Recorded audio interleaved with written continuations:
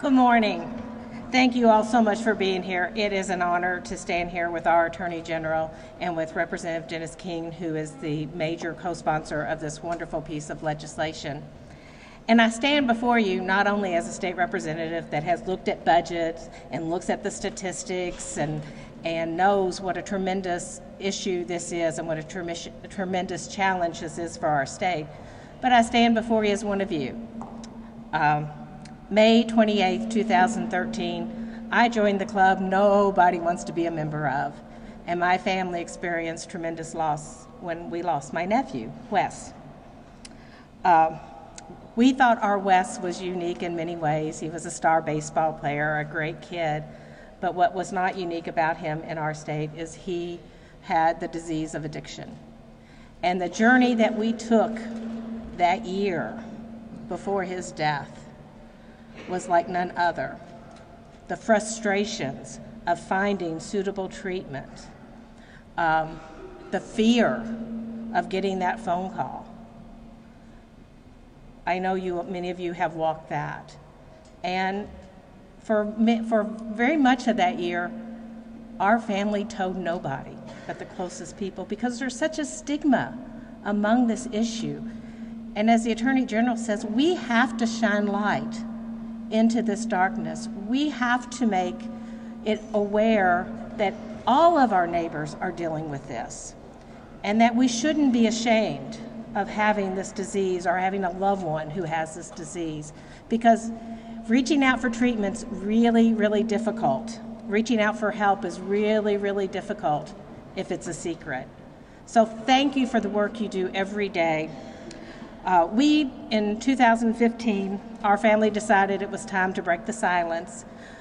We were working on a bill in that session to address this epidemic, and we decided to be very, very public about our loss.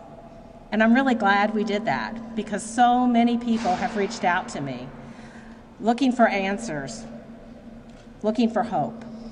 And the one question that I get very often from folks is there hope? Should we just give up? We've been through treatment, it's been a roller coaster, our loved one gets help, they go through detox, they get clean, and you know what, they relapse. Is this ever gonna end in a good way? And while our story didn't end in such a good way, and many don't, there is hope.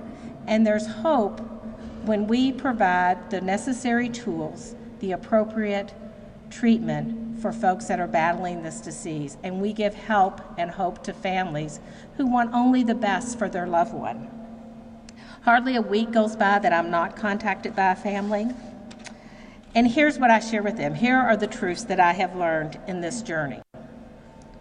Prevention works, but we have to fund it. We have to fund evidence-based prevention, and we have to start early. And there are some folks that say, oh, you can't talk to elementary school kids about this. You know what? You have to. Prevention works. Treatment works, but no one treatment plan is going to work for everyone.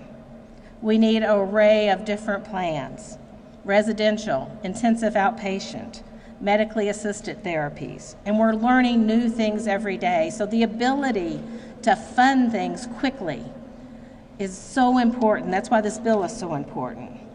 Waiting lists for treatment don't work.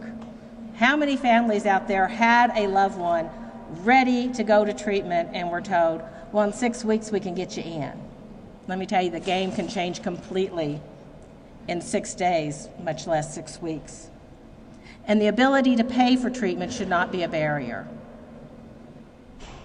Very, very worried about the state of health care in this nation and in Kentucky. We have, in the last few years, through the Affordable Care Act and expanded Medicaid, built up our infrastructure. And I worry that that could go away really, really quickly. And recovery happens in the community. Sobriety in a controlled environment sometimes is not sustained in community, so having community treatment is so, so important. Drug court works.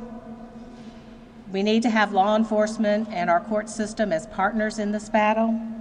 We can't incarcerate our way out of this epidemic, But for some folks, that accountability that drug court provides can be a really important role in recovery. I'm so proud to sponsor this measure and to stand with our Attorney General, and I hope that by establishing a permanent dedicated fund, no one has to wait to start treatment,